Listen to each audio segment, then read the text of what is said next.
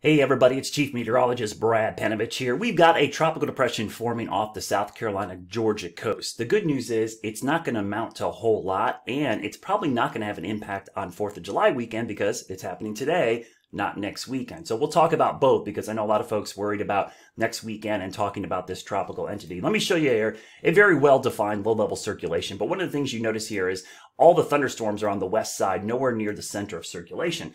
That's problematic for tropical systems. You need to get thunderstorms near the middle. Now, Hurricane Center is going to upgrade this to a tropical depression number 4.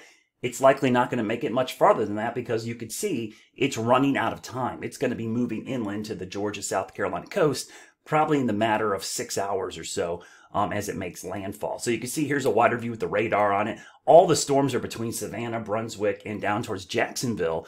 There are some scattered showers up to the north towards Myrtle Beach, heading to areas of southeastern North Carolina from Jacksonville. So you're noticing on the coast, especially north of where the big storms are down here, some pretty strong onshore winds, some passing squalls, probably some pretty good waves and rip currents today. That's the main impact from this. This is not going to get all that strong as we go into the afternoon. In fact, I'm going to show you real quickly here the forecast here as this thing moves inland, and we can show you how this is going to evolve today. So let me pop up the future cast here. We'll go into the future 48 hours, and I'll stop it right here. We'll let it go. Let me back it up, and I can show you how this moves inland. And most of the thunderstorm activity stays down here in Georgia, South Carolina, but I do anticipate we'll probably have some flash flooding under some of these heavier storms, especially near Savannah, southern Georgia into South Carolina. But for the most part, this will have very little impact beyond the next 6 hours or so. By tomorrow morning, this thing's up into northern Georgia. Might be some lingering storms in the upstate of South Carolina, and then it moves up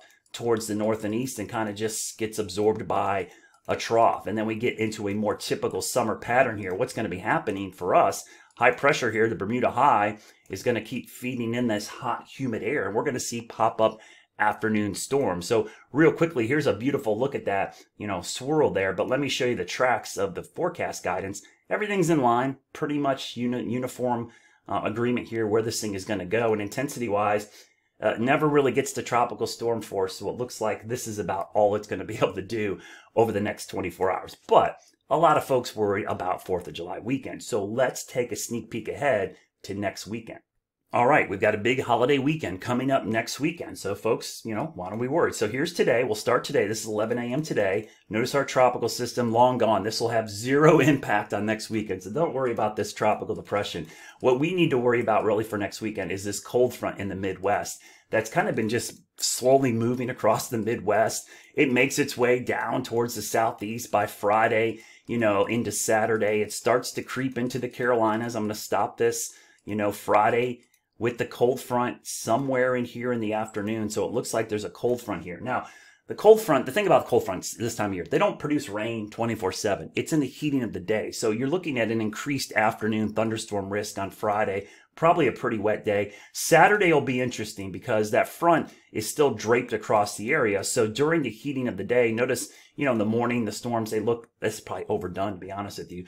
Going into the afternoon, you see an uptick in activity. So this is Saturday afternoon. Again, this is, it looks more pessimistic than it probably is, but I would count on afternoon and evening storms being a pretty good possibility on Saturday and Sunday. Now, Sunday, we'll go into the 4th. You could see same thing, afternoon pop-up storms that dissipate into the evening. So the thing to remember is we're still 6 days out from the 4th. So this front could be here, could be up here.